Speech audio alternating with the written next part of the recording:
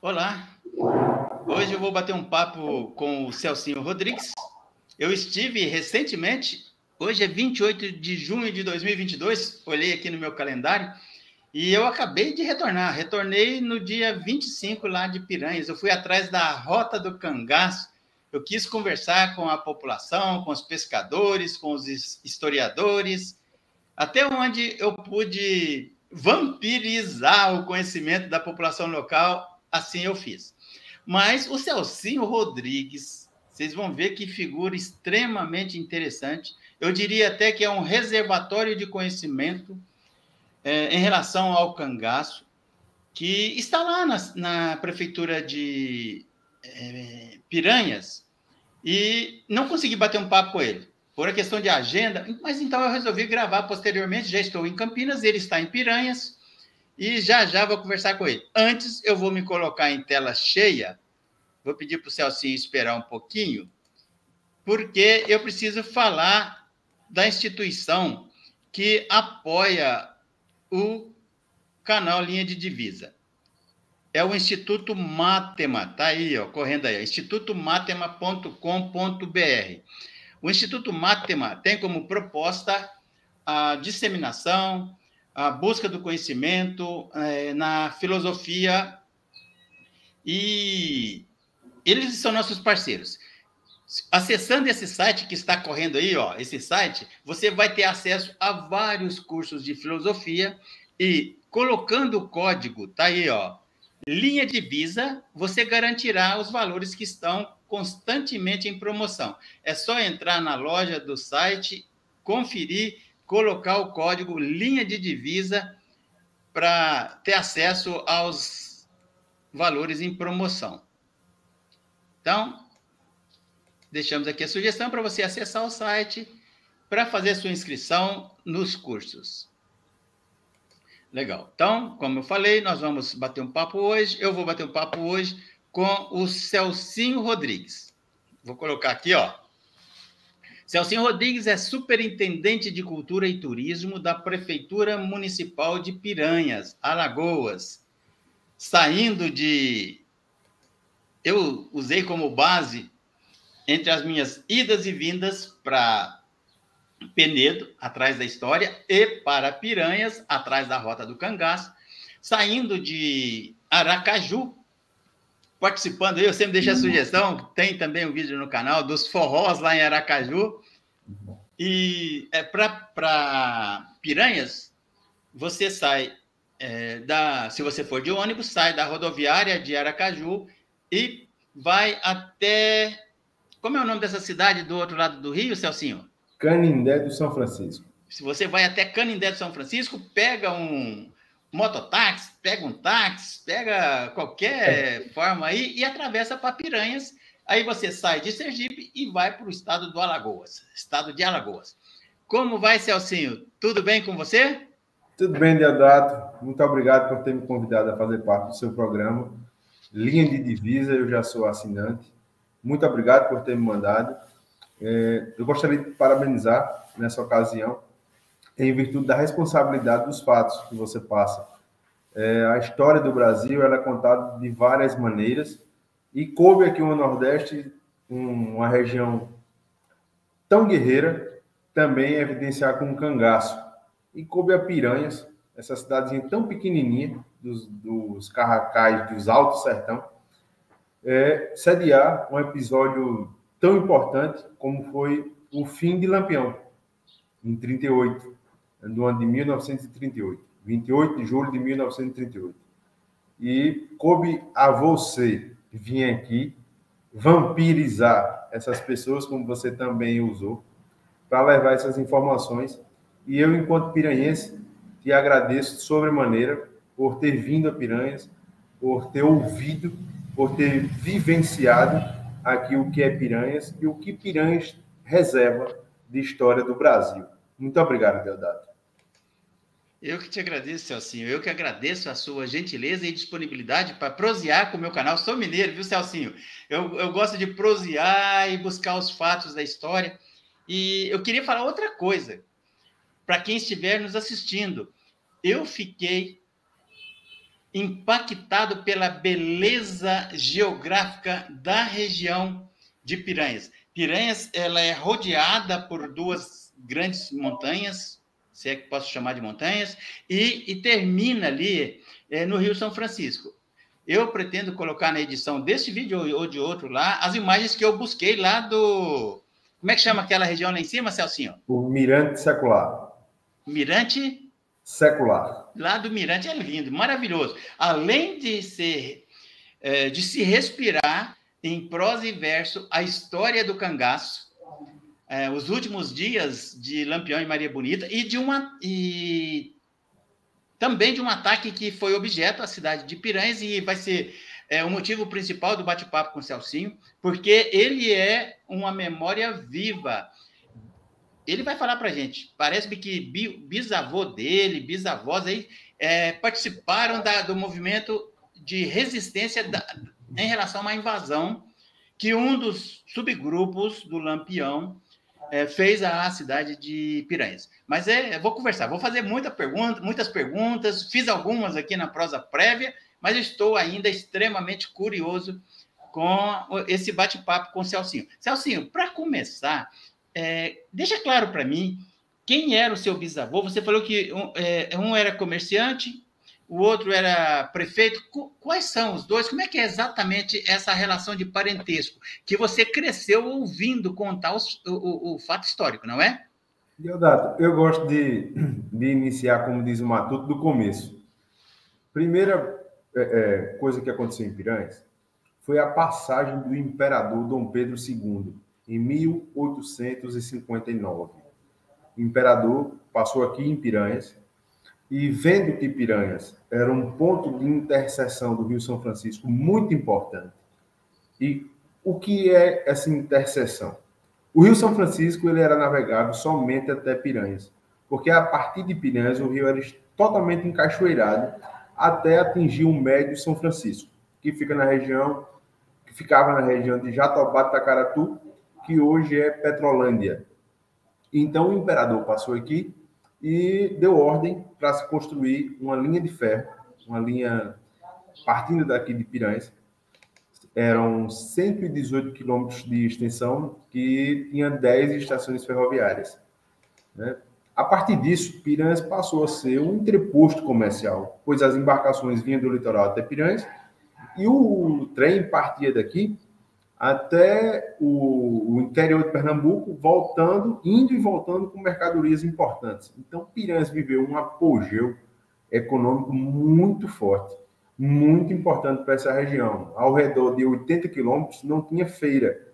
Então, a feira era situada aqui em Piranhas. Então, Piranhas era um ponto importantíssimo para o Alto Sertão nordestino, vou colocar aqui, porque a gente fica numa região de fronteira com Sergipe, Bahia e Pernambuco, né? A gente tem essa fronteira aqui. E a menos de 80 quilômetros a gente fica nessa região de fronteira. Dito isso, Piranhas vivia nesse momento esse apogeu econômico, né? E aí aparece a figura de Lampião, né? Os cangaceiros, né? Apesar do cangaço, Deodato, já existe desde o século XVI, que já tem registros dos colonizadores que vinham para cá e se relatava a coroa portuguesa, né, com esses relatos já da presença do cangaceiro. O que é o cangaceiro? Cangaceiros eram nômades que viviam caminhando em sua maior parte do tempo, ou então montado a cavalo, em burro, enfim, mas que levavam o tesouro roubado em seu próprio corpo, né? Você tem noção, o chapéu de Lampião tinha 72 moedas de ouro, desde da aba superior até a barbela, né? Era uma obra de arte o chapéu dele, né? E assim tantos e tantos outros cangaceiros. E coube ao meu bisavô, que era comerciante aqui na época, isso em 26 de setembro de 1936. Foi a invasão do subgrupo de Lampião, chefiado nesse momento pelo cangaceiro Gato e o cangaceiro Curisco, né? O que aconteceu? Como se deu isso? Meu bisavô, pai da minha avó, Sônia Brito, que era Francisco Correia de Brito, era o prefeito nessa época. Ele era conhecido como Seu Correia. Ele era prefeito. Né? Eram homens valentes, homens que tinham a honra acima de qualquer outra coisa. Né? Mas eram chefes de família que tinham por obrigação de proteger sua família. Né? Em Piranhas ficava situado também o quartel da Polícia Militar do interior, Piranhas, onde hoje é o Conservatório de Música. Né? Eu achei muito bem apropriado essa mudança. E está aqui, é aberto para visitação, e é lindo. A música em Piranhas é uma coisa muito bem orquestrada. Mas, Deodato, uma certa madrugada, a polícia de Piranhas recebeu a informação que um pequeno grupo, e eles até então não sabiam quem era, só sabiam que era um pequeno grupo de cangaceiros, estavam acoitados numa região aqui próxima, que fica a fazenda Picos, fica a 16 quilômetros daqui. E aí eles foram lá fazer uma emboscada para os cangaceiros.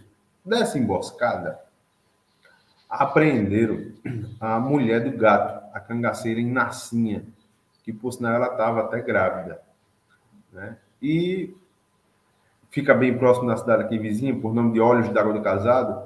Então o tenente João Bezerra, desta ocasião, pegou a mulher do cangaceiro gato e levou para a estação ferroviária de Olhos d'Água do Casado, para de lá levar para a estação da Pedra, onde hoje é a cidade de Delmiro Gouveia.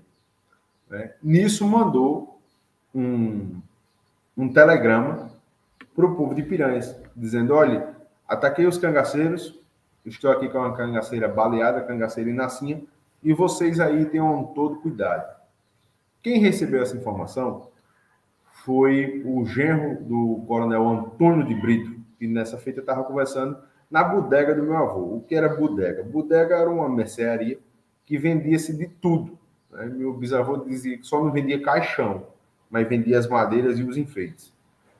E ele era uma espécie de senadinho, onde os homens mais importantes se reuniam ali, ficavam tomando uma cachaçinha, um tiragosto, mas ainda era muito cedo, era 8h30 da manhã para 9 horas do dia, quando chegou o estafeta. O meu bisavô gostava desses nomes. O estafeta era uma pessoa de recado, era uma espécie de carteiro. E aí já entregou ao sogro dele, coronel Antônio de Brito, e aí, dali, quando eles dividiram essa informação, cada um foi para suas casas se entrecheirar. Quem pôde correr, correu, e meu bisavô foi para casa. Meu bisavô vendia munição nessa época, vendia armas, munição, gasolina, óleo, enfim, tudo. E aí foi para casa. Quando chegou na casa dele... Celcinho, desculpa te interromper.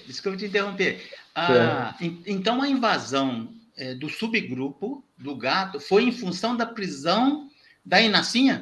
Da cangaceira Inacinha, Deodato. Eu costumo dizer que a história de Piranhas, ela é uma história de amor. E por que o amor? Porque gato invadiu Piranhas para capturar a mulher do coronel, do tenente João Bezerra, que era Cira Brito. Por sinal, é minha tia Cira Brito. Na possibilidade de trocar. Ele queria pegar Cira Brito e para levar para até Bezerra, dizer: olha, vamos trocar as mulheres. Eu estou com a sua e você está com a minha. Vamos trocar e fica tudo certo. Mas o gato, ele veio tão ensandecido por sangue que na passagem do riacho Pau de Arara, ele já matou Lelinho e Antônio Tirana. Isso ficava do coito que eles estavam, da fazenda Picos, vindo para Piranhas. Né? Pau de Arara, ele já matou 2 pessoas. Quando passou nas imediações da fazenda, hoje é Cachoeirinha, ele matou uma família de inocentes. 7 pessoas. Só teve uma sobrevivente, Dona Emogência. Ele furou aqui a punhal. Eles tinham muita expertise de furar a punhal, mas ela sobreviveu. Ela estancou o sangue com cinza de brasa, antigamente os fogões eram de brasa, com açúcar, com café, pó de café, aquela coisa, e estancou, mas ela falava muito rouca. Eu não conheci Dona Hemogência, mas eu conheço muitas pessoas que conheceram Dona Hemogência, né? Mas, e aí ele veio matando gente até chegar em Piranhas, matou até um primo de minha avó, João Seixas Brito, um rapaz de 18 anos, né? Enfim, eram inocentes, não foi ninguém que se colocou à frente deles, mas ele veio ensandecido por sangue, em função da mulher dele, que tinha sido raptada. Eu vou chamar de raptada pela polícia, mas era prendida, né? Eles eram bandidos, na verdade é isso, os cangaceiros eram bandidos. Mas tem esse viés do amor, não é? Eles não conseguiram capturar Cira Brito, eles não imaginavam que Piranhas ia ter resistência. Por quê? O delegado da cidade, que era o delegado Cipriano correu. Nessa ocasião, meu bisavô já estava em casa, era um sobrado, e sobrado ainda os resiste, é da nossa família. Ficava numa posição totalmente estratégica, onde eles desceram atirando. Celso, repete o nome do seu bisavô? O meu bisavô, Francisco Rodrigues Pereira, conhecido por Chiquinho Rodrigues. Chiquinho Rodrigues, tá. Chiquinho Rodrigues, né? Ele já estava em casa, quando ele chegou em casa cheio de munição, a mãe dele, vó Nanoca, minha trisavó, perguntou: meu filho, o que é que está acontecendo? Eu não estou gostando dessa sua feição, você está aí cheio de munição. Ele disse: mamãe, a notícia que eu trago não é boa, os cangaceiros estão invadindo a Piranhas. E a população já vivia meio que aterrorizada dessa ideia de invasão, né? E minha bisavó era tacaratu, muito geniosa, e disse a eles: meu filho, não se entregue, porque um homem não se entrega. Eu disse: não, mamãe, não me entrego de jeito algum, eu só saio aqui agora, só me entrego morto. Os filhos tinham muito respeito às mães nessa época, né? E o homem ele já nascia pronto. Meu bisavô costumava dizer isso. Eles não tinham direito à infância, né? Mas ele ficou em casa. A mulher dele, minha bisavó, Helenira Rodrigues Rego, estava parida e de resguardo de tia Terezinha viva, né? E meu avô resolveu brigar.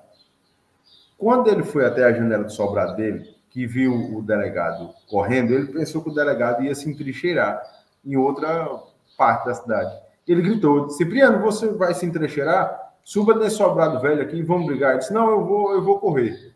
Vou correr porque eu estou com pouca munição. E ele gritou: disse, um delegado de vergonha não corre. Você vai correr porque é covarde. Aí ele correu. Joãozinho Marcelino foi um personagem importante também. E subiu no sobrado com meu avô. Estava indo para a casa de vô Correiinha, Joãozinho Marcelino. Ele pensava assim: não, o prefeito da cidade não vai sofrer nenhuma retaliação. Vou correr para lá. E meu bisavô disse: ó, Joãozinho, se quiser ir, vá.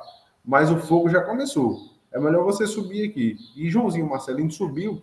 E a história não conta, mas ele levou a esposa dele, Dona Júlia. E eram dois chefes de família brigando contra uns bandidos fora da lei que honrou os nomes de homem e defendeu a família. Né? E nenhum nem outro tinha experiência com ataque, mas meu bisavô teve uma ideia nesse momento. E aí, qual foi a ideia dele, Deodato? Meu bisavô estava armado de um rifle 44, um rifle de cruzeta. O rifle de cruzeta, não era o papo amarelo, era o cruzeta. E aí ele disse: ó, Joãozinho, enquanto eu dou a carga do rifle, que eu parar para reabastecer, você vai atirando de Mauser, que era a pistola. Então você não cessa o fogo. Meu bisavô contava que o primeiro tiro que ele deu foi de ponto. Quando ele dizia de ponto, era de mira. Você teve aqui em Piranhas, Deodato, você viu o sobrado que ele morava, que era o sobrado azulzinho, e onde ficava o quartel, que era onde os cangaceiros estavam atirando. O quartel, nesse episódio, estava sem policial, não tinha soldado, né? Não tinha ninguém apreendido. Então, foi um tiro muito bem dado, um tiro de uma proximidade confortável para uma boa mira, e meu bisavô estava tirando de rifle, então tinha essa facilidade, uma arma de cano longo. Então, ele disse que o primeiro tiro ele deu de ponto, foi no cangaceiro Jacaré. A história não conta, poucos pesquisadores, poucos historiadores que encontrou esse cangaceiro Jacaré. Foi num tiro no pescoço. Né? Na hora que ele disse que o tiro atingiu o pescoço, ele caiu no chão. Muitos pesquisadores também contam que meu bisavô matou gato, o cangaceiro gato. Não foi. Ele atingiu jacaré. O gato não estava nesse ponto da mira dele, mas teve uma pessoa por nome de Joãozinho Carão, que era uma espécie de segurança que Vô Correinha deixou ele tomando conta da filha dele, que era Cira Brito, né? Porque o marido dela, João Bezerra, estava de olho d'água do casado para Delmiro Gouveia fazendo as tratativas da prisão da cangaceira em Nascinha. Né? E eu gosto de relatar isso, e o seu programa está tendo essa informação de primeira mão, porque a gente está formatando aqui um projeto que é a resistência piranhense ao cangaço. Né? Caminhos da Resistência ao Cangaço. Desculpa, esse é o nome certo. Caminhos da Resistência do Cangaço. E a história não conta de Joãozinho Carão, Deodato. E a história ela não é minha, não é sua. A história é de quem gosta da história. Mas cabe a gente, historiadores, que passe essas informações corretas, que passe, que não desturpe. Eu vivi muitos anos, até os meus 15 anos eu vivi com meu bisavô, Chiquinho Rodrigues, perdi o meu avô ano passado, Celso Rodrigues, que é filho dele, e nenhum nem outro eles aumentavam um ponto. Não. Eles eram totalmente fiéis à história verdadeira. Então não cabe a gente aumentar. Volto a dizer, a história não é minha nem sua. A história é de quem gosta da história. Mas cabe a pessoas como você, que idealizadores desse programa, e eu gosto muito desse nome, Linha de Divisa, e que mistura a filosofia com a realidade, mas que é totalmente fiel aos fatos. Então é isso. Assim, mas desculpa de interromper. Não, eu peço desculpas porque eu tenho várias curiosidades. Eu queria te perguntar, assim, quantas pessoas ficaram entrincheiradas lá no Sobrado e quantas pessoas também têm registro assim que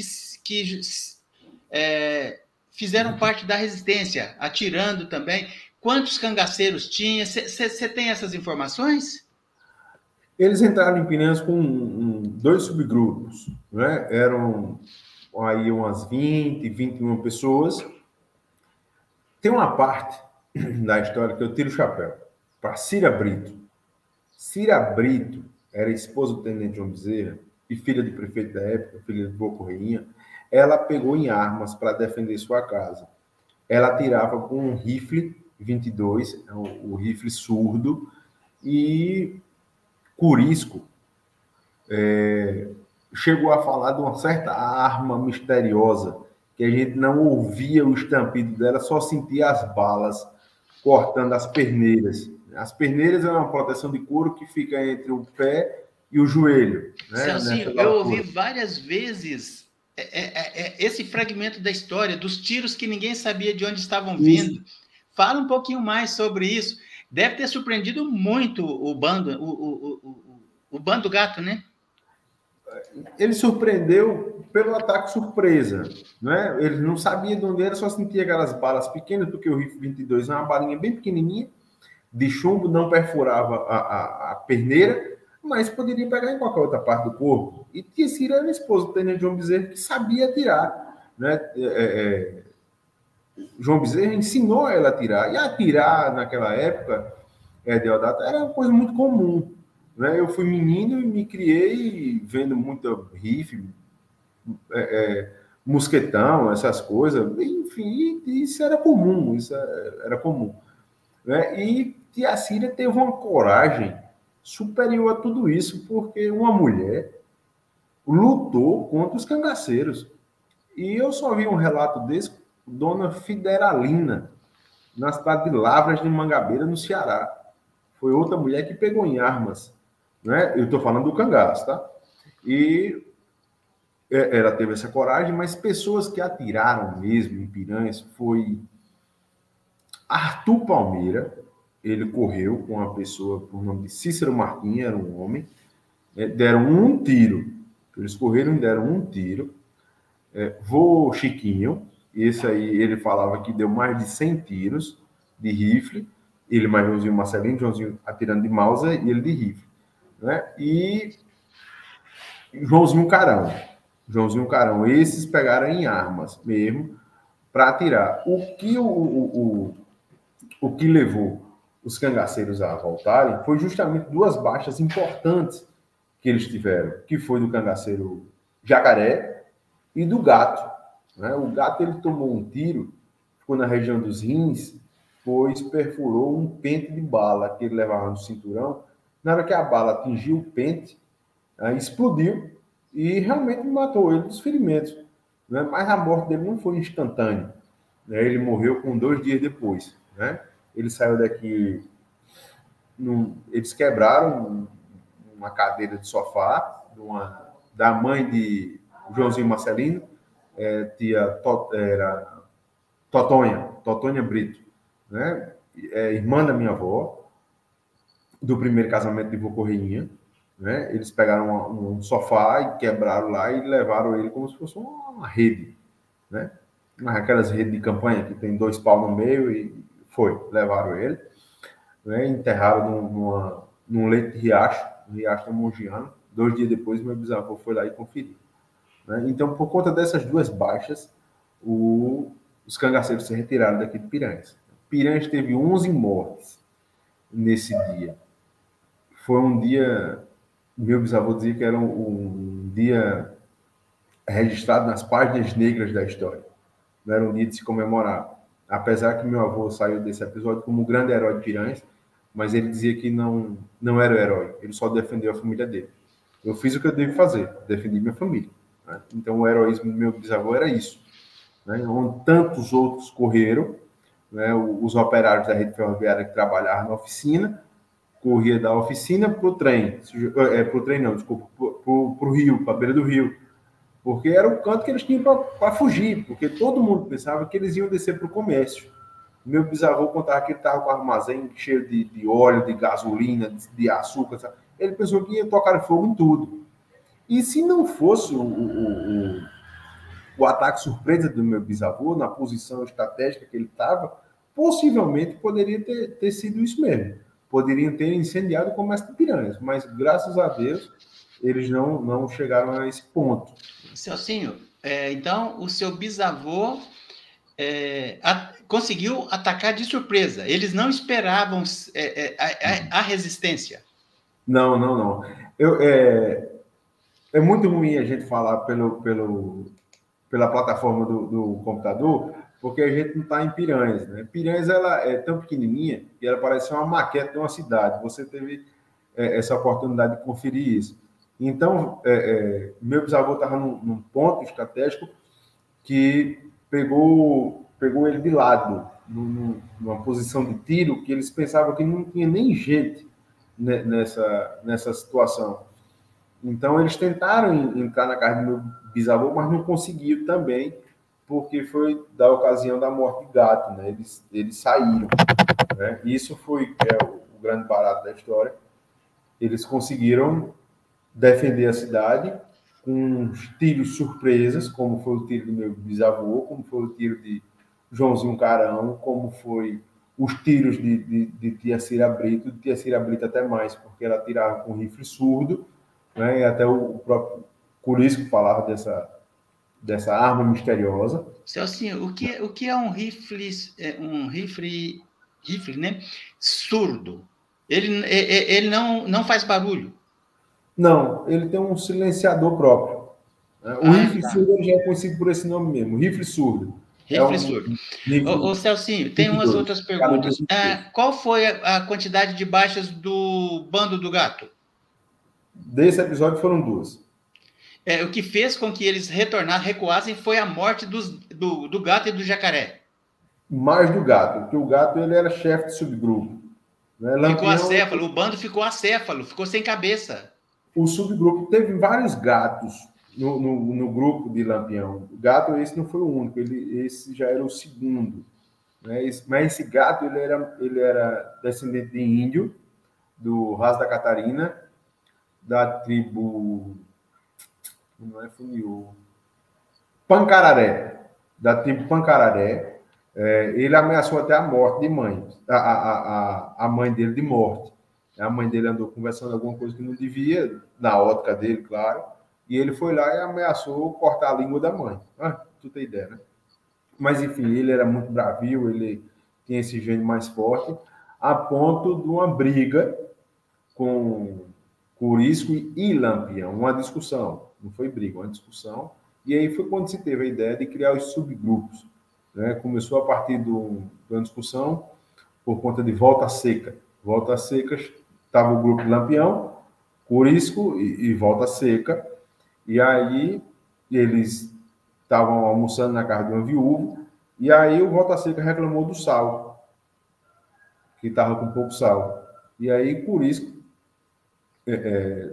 numa questão de proteger o cangaceiro dele, o Volta Seca era um cangaceiro dele, Lampião mandou trazer um quilo de sal e queria que ele comesse o quilo de sal todo, né?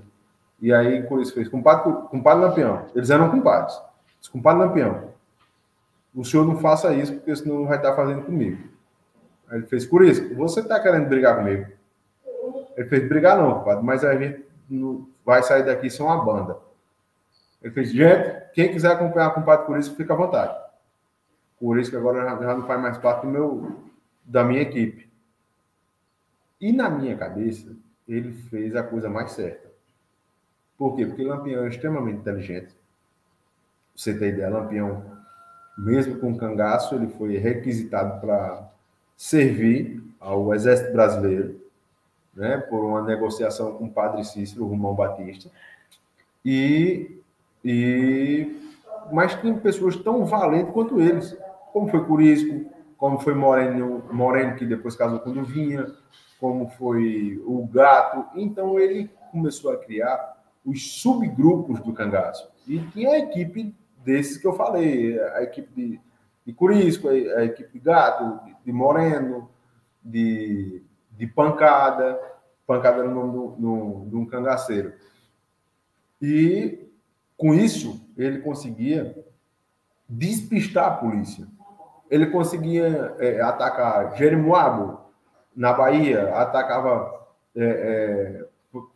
Capela, em Sergipe, atacava Santana do Ipanema, em Alagoas, isso tudo no mesmo dia. Então, era impossível Lampião atacar tanta gente no mesmo dia. Então, quando ele criou esses subgrupos, né, ficou mais difícil da polícia rastrear eles. E aí é por isso que eu digo que Lampião foi um cangaceiro que conseguiu passar tanto tempo no cangaço como chefe. Lampião passou 20 anos sendo chefe do cangaço. Nenhum outro conseguiu isso. Nem o senhor Pereira, que ele entrou no grupo de senhor Pereira.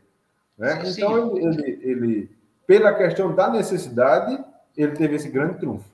Ô, Celcinho, e o Lampião e a Maria Bonita tiveram suas cabeças decepadas na Grota de Angicos? Sim.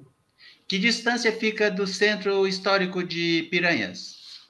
Fica a meia hora de embarcação. Né? Muitos relatos falam que Lampião quis reunir todo o grupo dele naquele momento para dizer que ia sair do cangaço. Porque ele isso é folclore ou é comprovado? Não, isso é verdade. Isso é verdade. Eu tive a oportunidade de ir para a Grota de Angicos com um grande pesquisador aí de São Paulo, que já é falecido, faleceu ano passado. Era doutor Antônio Amauri Correia de Araújo. Esse homem ele foi 22 vezes à Grota de Angico. Eu tive a oportunidade de ir com ele na 21ª e na 22ª. Ele ficou hospedado aqui na minha pousada. Tem uma pousada aqui em Piranhas, o Canto. Como é o nome da sua pousada, Celcinho? O Canto Pousada. Qual que é o WhatsApp? Quem quiser aí conhecer você, Eu gosto que dê uma olhada no Instagram. Quando colocar o nome no Instagram, o Canto Pousada, já tem as informações. Tá, se o pessoal pedir, você vai tomar um café com quem for visitar para contar Não, suas teria o histórias maior aí? prazer do mundo conversar, teria o maior prazer. E Legal. aí o Antônio Amorim, ele me contava que todas as evidências que ele tinha nas pesquisas deles levavam a isso mesmo, né? Que ele ia se despedir do grupo, ia para o Goiás. O Goiás era um estado de formação que ele dava para mudar o nome, e ele já estava com muito dinheiro. Pra você ter ideia, no espólio do cangaço foram encontrados mais de 1 quilo de ouro bruto em Lampião. Só em Lampião, né? Fora os dinheiros. Os dinheiros eram avaliados em milhões de reais hoje. Né? E, como eu falei lá no início, eles eram nômades que levavam o tesouro espalhado no próprio corpo. Né? Por isso que o espólio do cangaço foi bem voluptuoso. Né? Mas, como o Lampião passou 20 anos no cangaço, né? Tem a figura do coiteiro. O coiteiro é desde um simples vaqueiro até o governador do estado. Né? O governador de Sergipe foi um grande coiteiro de Lampião. Ele se sentia seguro em Sergipe, por isso que ele reuniu lá. O político já não gostava da Grota de Angicos, porque ele dizia, compadre, aqui só tem uma entrada, e coito de uma só entrada é cova de defunto. E que coisa tão certa foi essa que ele disse que realmente aconteceu. Né? E por isso que foi um cangaceiro que não conseguiu atravessar o rio naquela ocasião, do dia 28 de julho de 38, que ficou vivo. Né? Os outros conseguiram fugir. Foi um ataque surpresa, né? Capitaneado por Tenente João Bezerra, o aspirante Francisco Pereira de Melo e o Tenente Aniceto Rodrigues. Celcinho, foi praticamente uma chacina. Eles estavam dormindo? Deodato, diante dos meus estudos, eu não chamo o combate de Angicos de chacina, apesar que eu sou muito amigo de Vera Ferreira, que é neta de Lampião e Maria Bonita. Tá? Eu discordo disso dela, eu já tive a oportunidade de dizer isso a ela. E Vera é uma pessoa que respeita demais a análise histórica de qualquer pessoa, e ela chama de chacina, mas eu chamo de combate. Por que combate? Porque eles estavam no rastro de Lampião. Eles estavam no rastro de Lampião. Né? E foi a ocasião de dar fim à vida do cangaceiro mesmo. O Lampião, ele vivia à margem da lei. Ele era um fora da lei. Ele foi um assassino. O cangaço, o grupo dele estuprou muitas pessoas. Tem uma ocasião que ele castrou, fez um homem se castrar. Você tem noção do que é isso, Deodato? Ele chegou na casa de uma viúva, que ela só tinha um filho, e aí ele prendeu os testículos do filho dele numa gaveta, passou a chave e deixou uma pedra, uma faca bem amolada e uma pedra em cima da gaveta e tocou fogo na casa. E o homem, para não morrer queimado, teve que se castrar. Então, me desculpe, Deodato, eu não sei qual é o seu pensamento que você tem com o Lampião, mas para mim ele é um bandido, um fora da lei. Tem seus grandes feitos, Celcinho, eu vou falar qual é a minha perspectiva. De total distanciamento dos fatos, sempre, e ouvindo todos os pesquisadores com as diferentes perspectivas. E eu estou achando bem interessante a sua perspectiva, a tua leitura dos fatos, e tenho ouvido várias perspectivas diferentes.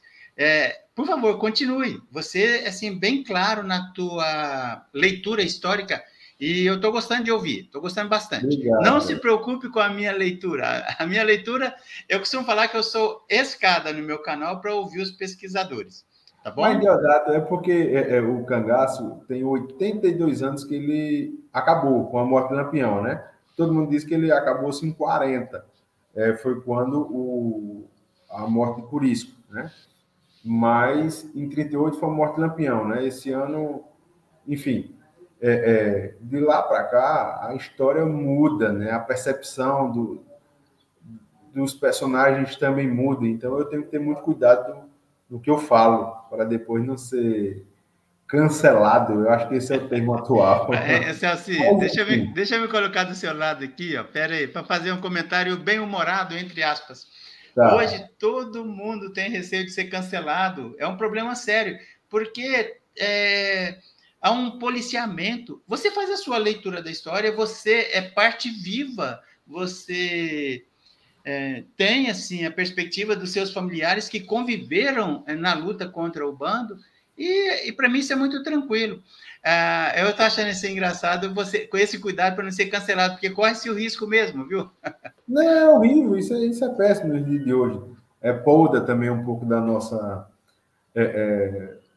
vontade de falar. Mas, enfim, essa é a minha percepção dele, não é? E o que acontece? Né? Apesar de eu ter esse meu pensamento, dele ser um fora da lei, tá? Mas ele foi um homem extremamente inteligente.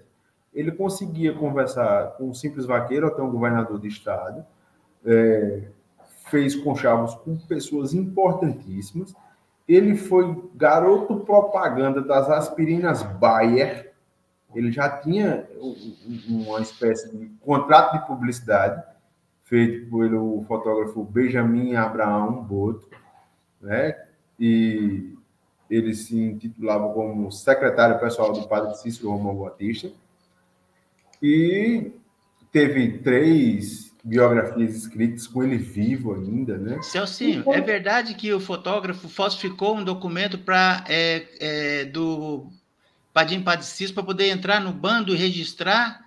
Isso é verdade? Não que falsificou. Esse documento existiu. Esse documento existiu realmente. Né? Lampião caiu em outras falsificações, mas esse não. Né? Você ter ideia, a história foi muito cruel com Benjamin Abraham. Ele foi morto com mais de 50 facadas. Né? E a história cobra um preço. Né, Deodato? Enfim, ele foi uma pessoa extremamente importante para a nossa história. Né? Hoje a gente poderia chamá-lo de delator, ele foi o principal delator do Lampião, mas ele foi quem registrou a história. Né? Você me perguntou se era um mito que Lampião não entrava nas ruas, nas cidades onde a padroeira era Nossa Senhora da Saúde, que é o caso daqui de Piranhas.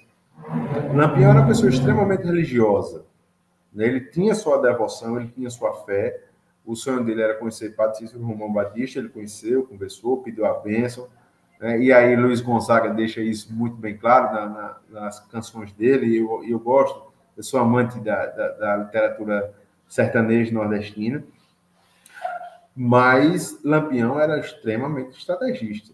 Né? Piranhas só tinha uma entrada e uma saída, então ele não entrou aqui em Piranhas porque a cidade era protegida pela Nossa Senhora da Saúde. Ele não entrou porque não dava para ele entrar. Né? E ele tinha acordos econômicos aqui, como meu bisavô falava, com o coronel José Rodrigues. Né? Meu avô aventava isso, meu avô não confirmou. Tá? Ele só falava que poderia acontecer dele ter algum acordo, mas realmente Lampião nunca entrou de maneira oficial. Vou colocar assim, como de maneira oficial ele nunca entrou em Piranhas. Né? E no episódio da Grota de Angicos, como eu estava falando, ele tentou reunir todo o grupo dele, os subgrupos, para dizer que ia embora para o Goiás e ia passar naquele momento a chefia do grupo dele para alguém. E eu imagino que seria Curisco. Curisco era quem tinha uma relação com as autoridades maior que os outros, né? Por isso que já tem um filho dele criado por Padre Bulhões, que era o padre de Santana de Ipanema, que é o Silvio Bulhões, eu conheço o filho de Curisco, né? É vivo, mora em Maceió, um gentleman, apesar de já estar com a visão bem comprometida, mas é um homem extremamente inteligente. E Curisco não chegou. A polícia soube por uma delação, agora não me ocorre aqui o nome, esqueci, ele passou muito tempo sendo vaqueiro do meu bisavô e do meu avô também, esqueci agora. Daqui a pouco a gente lembra. E foi quando ele teve a ideia de surpreender Você chamou de chacina, eu chamei de combate.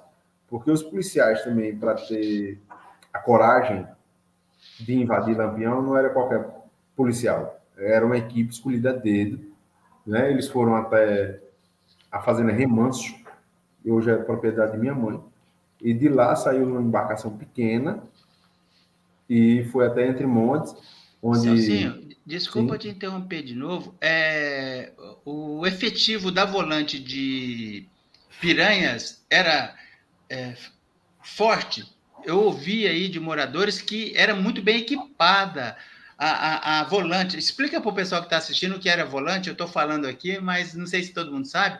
É verdade que era bem equipada na época a volante de Piranhas? A volante de Piranhas era pertencente ao Tenente João Bezerra. Mas para botar em Lampião, era pouco. Os armamentos de Lampião eram mais modernos. Ele tinha um acordo com o governador de Sergipe e que eu estou aqui tentando me lembrar do nome do governador, não está vindo. Mas... Depois você me manda no WhatsApp, eu coloco na edição, não tem problema não. Tranquilo. Tá, joia. Eu mando, sim.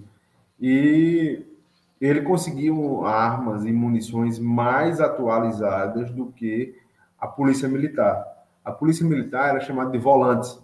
Eram grupos também, como foi o caso aqui em Piranhas, foi a volante do Tenente João Bezerra, a volante do Francisco Ferreira de Mello e do Sargento Aniceto Rodrigues. Né? Reuniu-se. Eles eram em menor número do que o bando de Lampião que estava na Grota de Angicos, mas mesmo assim eles foram. Né? E chegando até Entre Montes, pegou Pedro de Cândido e torturaram ele. Né? A polícia foi até lá e ele disse que não podia atender o chamado porque a mulher dele estava em um estado interessante, era grávida. Né? E aí voltou, foi quando o Tenente João Bezerra pressionou ainda mais, que foi o Bida e outro policial aqui de Olhado Casado, e aí trouxeram ele já com uns espancamentos, e aí foi quando ele delatou onde Lampião estava. Atravessaram o rio, eles estavam em Alagoas e Lampião estava em Sergipe, na Grota de Angicos, e de lá pegou o irmão Durval de Cândida, que era irmão dele, se dirigiram à Forquilha, a Praia da Forquilha, onde hoje fica situado o restaurante Angicos, e de lá eles subiram para o Alto das Perdidas e tentaram formar um cerco. O Deodato teve a oportunidade de ir até a Grota de Angicos e sabe que lá fica é um leito de um rio permanente, o Riacho do Angicos, e eles queriam fazer um cerco para aí sim fazer vou chamar de chacina. Mas eles não conseguiram fazer esse cerco porque o cangaceiro Amoroso acordou-se e foi buscar água no riacho, no poço do Tamanduá, e se aproximou muito perto de um policial, o Noratinho, ou Norato, e aí ele deflagrou o primeiro tiro, não acertou no cangaceiro Amoroso. Eu acredito que foi pelo nervosismo do momento, aquela coisa e tal.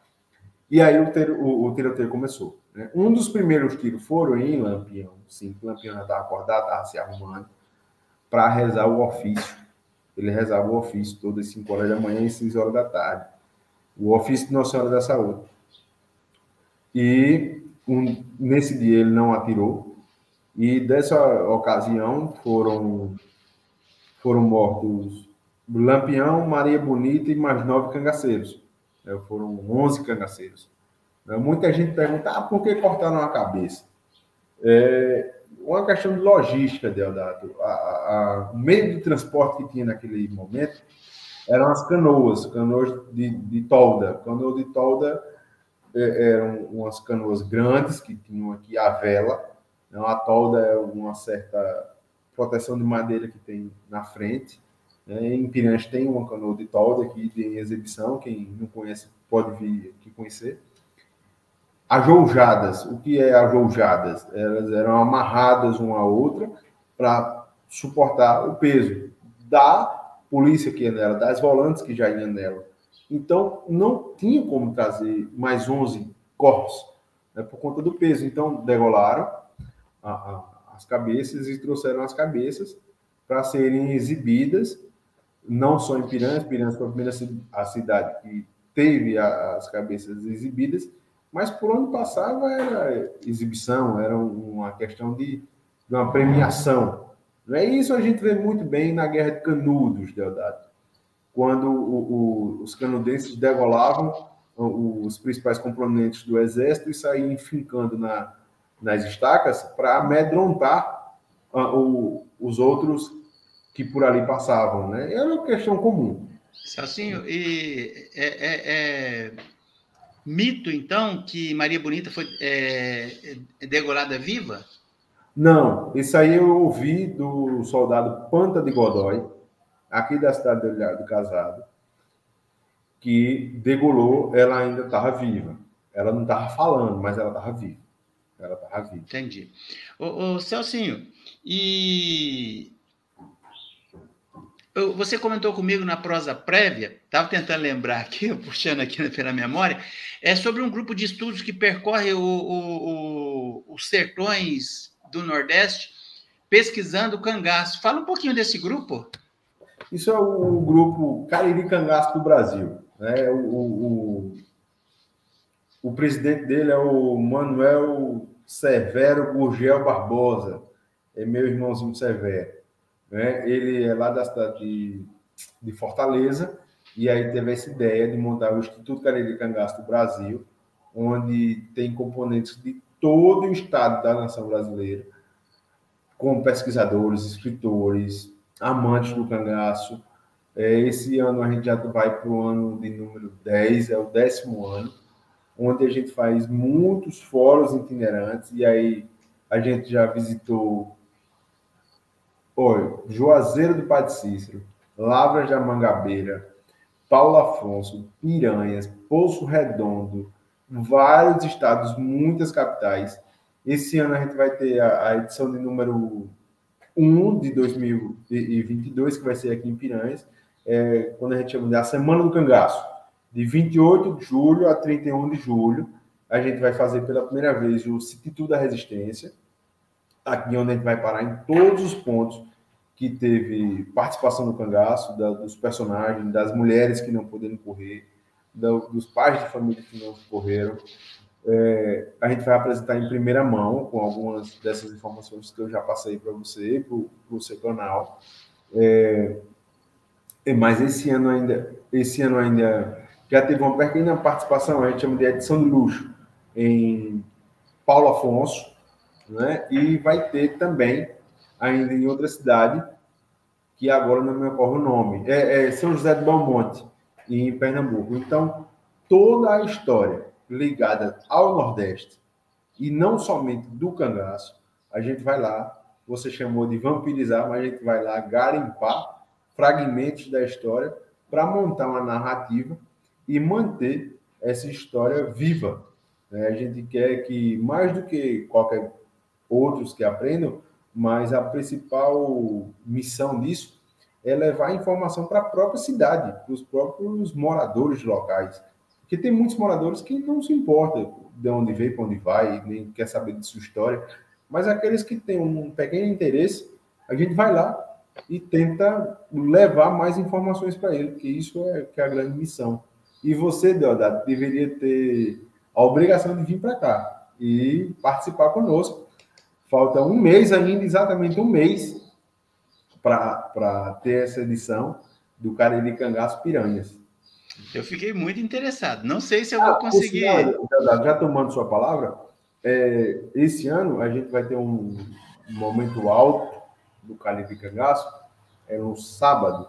No sábado nós vamos todos de catamarã, a gente vai pegar um catamarã aqui em Piranhas, vai até a Grota do Angico para fazer uma posição das cinzas do Dr. Antônio Amauri. A família dele está vindo, ele mora aí em São Paulo, está vindo para Piranhas para jogar parte das cinzas dele, que foi um pedido dele. E eu acho que é muito merecido esse gesto desse grupo de estudos fazer com o Dr. Amaury, porque todos, sem exceção, beberam da fonte de Antônio Amaury. Desde os primeiros livros do Cangaço, foi o Dr. Antônio Amaury, e ele merece essa posição de destaque. Legal. Celcinho, eu queria a gente está caminhando para o encerramento desse primeiro bate-papo, Então, porque eu gostaria de voltar no futuro a conversar novamente com você sobre outras perspectivas aí, outros estudos. E eu quero justificar essa expressão que eu uso, vampirizar não é no sentido de tirar o sangue e matar, é no sentido de beber da fonte, só. Extrair essa informação. Dividir o conhecimento, buscar. Mas eu queria encerrar. É bem interessante, você traz uma perspectiva, uma leitura sobre o olhar da resistência, que é fantástico, que é extremamente interessante. Eu vou te fazer uma pergunta, se você não souber ou não quiser responder, é bate-papo, é prosa entre amigos. Fica à vontade. A paixão de Maria Bonita pelo Lampião. Primeiro ela se apaixonou pelo mito e depois pelo homem. Você tem algum estudo, alguma informação sobre isso? Eu acho muito interessante ela ter abandonado o marido, que era um sapateiro, não é isso? Não sei se ela era aí de Piranhas, não sei de onde ela era. Paulo Afonso? Isso. Paulo Afonso. Qual é a leitura que você tem desse envolvimento, desse olhar da Maria Bonita na vida do Lampião? Para a gente poder encerrar falando de amor de novo, né? De um amor bandido, me parece. Deodato, eu tive a oportunidade de fazer essa pergunta à filha deles, Dona Expedita. Dona Expedita Ferreira é uma pessoa muito reservada. Ela não foi criada por eles. Ela viu eles por duas oportunidades. Dona Expedita foi criada por um casal de vaqueiros na cidade de Propriá. Né? Mas em todas as minhas leituras, em todas as minhas pesquisas, e eu tive a oportunidade de perguntar isso a alguns remanescentes do cangaço também, o cangaço era inebriante. Né? Você vivia num pleno sertão nordestino, passando fome, sede, necessidades básicas, e aí do nada aparecia aqueles homens totalmente cobertos de ouro, perfumado, cheio de dinheiro, com muita arma e exalando poder.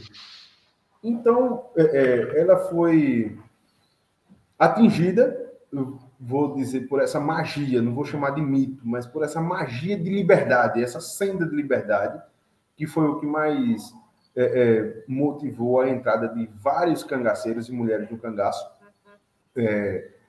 E com isso, em entrar no cangaço, a participação da mulher no cangaço foi um divisor de águas. A primeira mulher que entrou no cangaço realmente foi Maria Bonita, como companheira do Lampião. A partir desse momento entraram outras mulheres, mas ela deixou o marido dela, Dé Sapateiro, primeiro ele gostava de uma cachaçinha. Isso aí foi Vera Ferreira que me disse, tá? Neto de Lampião e Maria Bonita. Ele tinha esse vício da bebida. Apesar de Lampião ter sido extremamente respeitoso à casa dela, ele passou lá a primeira vez para ela bordar uns lenços. Ela bordou esse lenço, ficou ali encantada com essa magia, com esse fascínio do poder, do dinheiro, das coisas que ela não tinha. Maria Bonita já era uma mulher bonita. Dada dizia que ela tinha as pernas daquela dançarina do El Chan. Né? Dada tem uma entrevista que ela diz isso. Né? Ela era uma morena encantadora, na visão de Lampião, e entrou no cangaço. Né? Você disse que era um mito, eu chamo de magia. Tá? A magia do cangaço, a magia da liberdade, a ideia da liberdade, a de ser o dono das próprias ventas. Ele era o senhor da razão, e ela ia ser a rainha da razão. Né? E por aí foi. E enquanto nós, nordestinos, a gente tem muito que agradecer a Maria Bonita, porque o índice de estupro diminuiu, né? Os crimes de honra também diminuiu. Quando Dadá começou a acompanhar Corisco também, ela defendeu a vida de muitos nordestino, que ele iria matar e ela atravessava na frente e não deixava matar, apesar que Dada era uma pessoa extremamente bravia. Teve uma certa ocasião que Corisco não quis matar e ela disse: se você não matar, me dê suas calças e tome minhas saias que eu faço o serviço. Então, fica aqui registrada a participação da mulher no cangaço dessa maneira. Mas Maria Bonita era, sem sombra de dúvida, a rainha do cangaço. A rainha do cangaço. Apesar de nunca ter tido participação dela em combates. Tá? A única mulher que participou de combate foi Dada, já na ocasião da morte de Corisco, na Bahia, em Miguel Calmon, quando Corisco estava com os 2 braços inutilizados por ferimento à bala, ela trocou tiro com a polícia.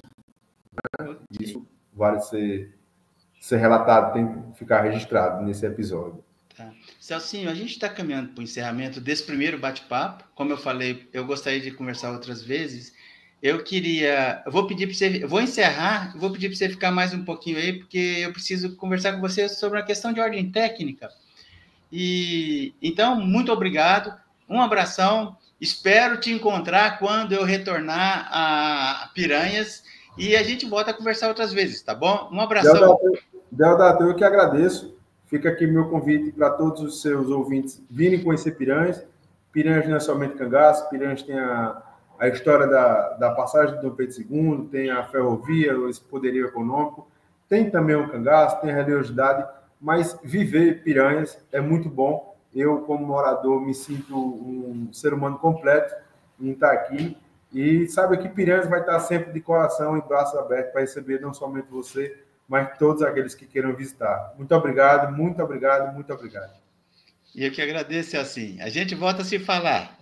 Até breve.